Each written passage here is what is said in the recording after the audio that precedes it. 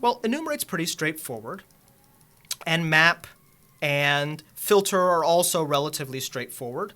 Zip is probably just about as straightforward, so let's skip ahead to something maybe a little bit more interesting, maybe something like chain.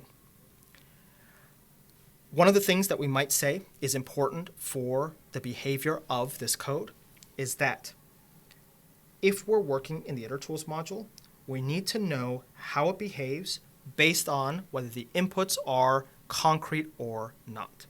And here is an implementation of chain that will pass simple tests, but will be very problematic in many use cases. That implementation of chain is very problematic if x's or y's are non-finite. And what we might say is we have a certain guarantee around when these things are concretized, when these things are materialized. Also, bear in mind, if we're working with the itertools module, well, the concretization of something that's being iterated over, of an iterable, may, as a consequence, have some sort of performance implication. In other words, if we're chaining together two generators that perform a very slow operation, there's a big difference. Even if this is finite, bear in mind, even if this is finite, here, it's the case that concretizing this, materializing this, is either 1 second distributed over the runtime of our program or 10 seconds all up at once. And this could, if we made a change that worked from one version to another version of the chain, this could easily turn code that spends 1 second and then a couple minutes later spends another second, then a couple minutes later spends another second, to it blocks for 10 seconds. This will materially impact our users. And so we might think about the properties behind our code. We might say one of the properties is if one of the inputs is allowed to be infinite, the output still works exactly as expected, and it doesn't trigger the computation ahead of time. So we can do all sorts of things to test that. Here we could say test chain. Here, note that this test already implicitly checked that these things were allowed to be infinite, because this iterables will include infinite structures. But if we really wanted to be very specific about that, we could even do something like this. Here, we don't actually even need to use hypothesis exactly for this. We could even just do something like, x for x in range 10 or range. Actually, no, we could even do this in count. And we could write a very simple test with a fixed input saying that if we chain these things together, this thing actually completes. If it concretizes, it will never complete.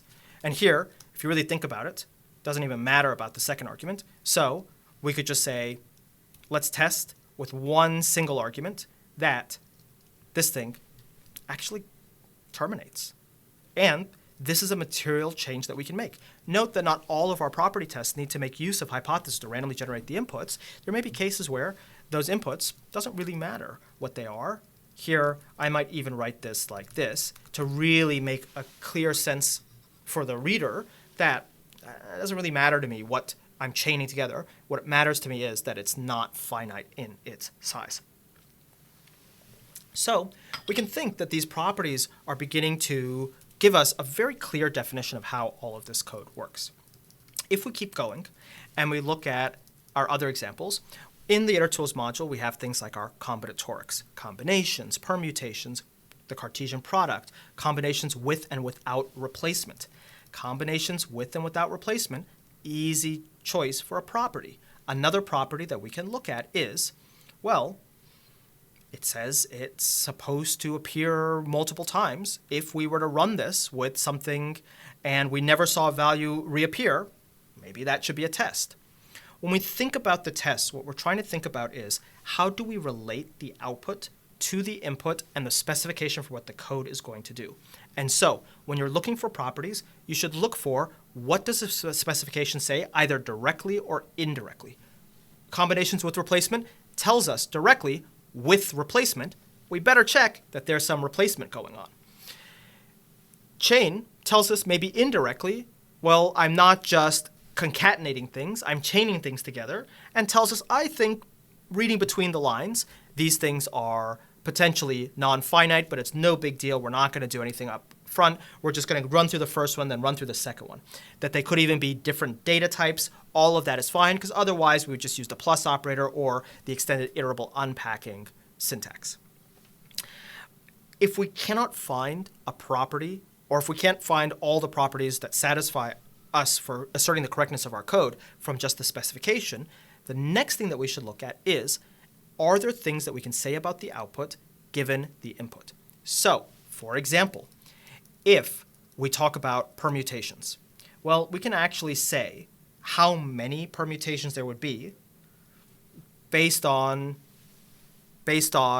for example, just knowing that, when you do n choosing however many, or n permute however many, you get a particular value. So we can compute that in the factorial. That's an easy test. We could assert that if we call permutations, and here we'd have to write this as a separate test because this assumes that we're going to consume that iterable. So here, let's do lists of some size. And here, something like that. And we could say, okay, assume our permutations with these inputs has a particular length when materialized. And that does require a little bit of outside knowledge, a little bit of mathematical knowledge. Very simple test, though. Another test we could say is, you know what? The permutation shouldn't repeat. We shouldn't see more than one value appear once. And so here, we could say, assert that if we call this and we dump this into a set, and if we call this and we dump it into a list, the length of these things are identical. So what we can think is that, well, how do we relate the output to the inputs subject to some transformation? Well, a transformation on the outputs that eliminates duplicates should not eliminate anything from our permutation. The permutation should not include any duplicates. And you can think we could write a permutation that gives us the right number of outputs, but just repeats the same output over and over and over again.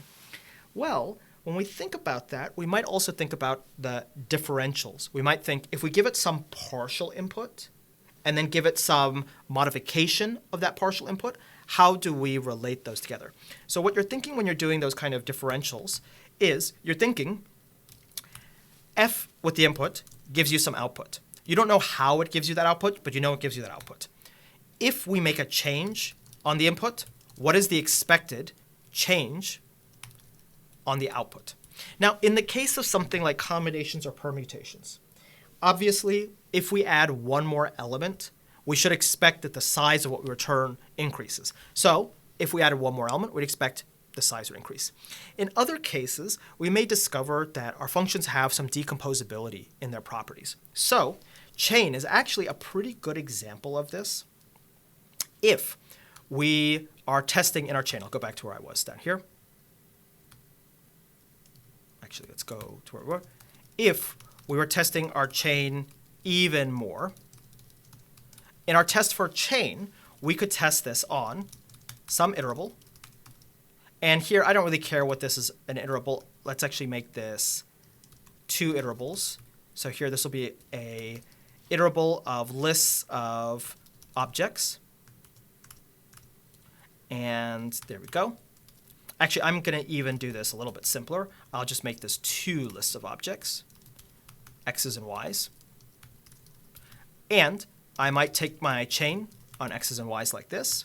I might get the actual output, or I might get the before output, or I'll call this the together output like that.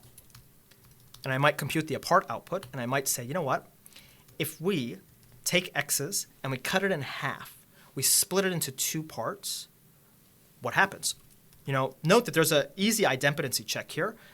A simple check here, by the way, is that we can assert that b chain of x's, y's is equal to b chain of x's, y's. If we chain them together and then maybe even add a dummy element at the end, that's the same thing as operating on these individually. Well, in a very similar sense, if we could split them apart, so for example, if we could take the length of x's and split it into two pieces like this, And here we'll index this from its length divided by 2 to the end, and up to its length divided by 2. Well, you can see that we should be able to say that if we did these together, we should get the exact same output as if we do these apart. And we could even put in some negative tests to ensure the ordering of these. You can think how this test very nicely decomposes the problem. This is another way we can discover properties. How do we change the input? By either removing elements, adding elements. Another very simple one that might be redundant with what we have here, but you can think is we could say, you know what, take x's and just remove a random element somewhere in the middle. If I were to do that, I might randomize what element that is, but I don't know if that I even care that much right now, so I might just do something like this. We might even take x's and take that element that's right in the middle and remove it completely. So x's is now missing an element. We'll call this maybe z's, so we don't change x's. And we might say that the length of chaining x's and y's is less than the length of chaining x's and z's. Or sorry, this should be greater because we removed an element. So let's swap. This should be z's and y's and x's and y's like that. And you can see we make a small differential change to the input, and we anticipate what the output would look like.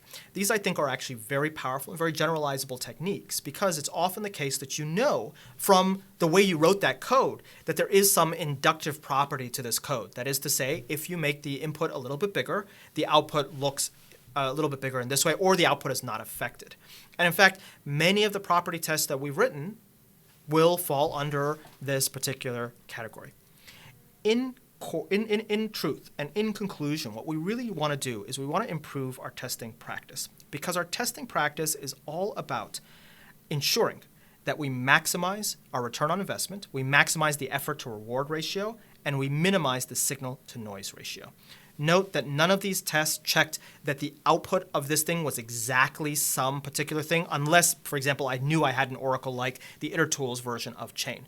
But nowhere here did I do hours and hours of tests of the form, test that my function on 1, 2, 3 gives me some output, my function on 1, 2, 3, 4 gives me some other output, which, if I'm really spending a lot of time on these, are wasting my time because they may not test anything interesting. They may only barely get me over any coverage requirements that I have, and they may have no predictive value. And if I'm being a little bit too presumptuous about what the exact output is, I may even have to chase after these things because, for example, if this thing is operating on floating point numbers, maybe it does some floating point operation somewhere in the middle, suddenly this is a floating point value and maybe there's some inexactness or imprecision there, and as a consequence, this is not exactly 6, it's just close to 6.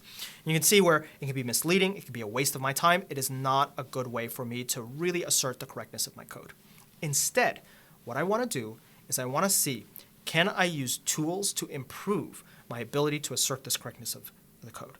And the way that I do that is, can I move away from oracular tests where possible? Unless I know that there are 2 parallel implementations, one of which hopefully I didn't write and I don't have to maintain, and my implementation, which is most of the case, can I figure out how to determine the characteristics of my code that do not require that I have a parallel implementation of that code? I do not have an oracle.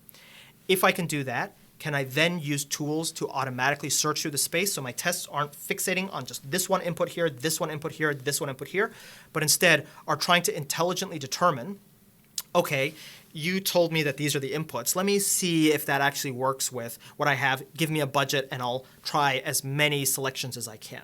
Hypothesis is a fantastic tool for this. And as you can see, it has some very advanced functionalities that make for a very pleasurable testing experience, as well as a very informative testing experience.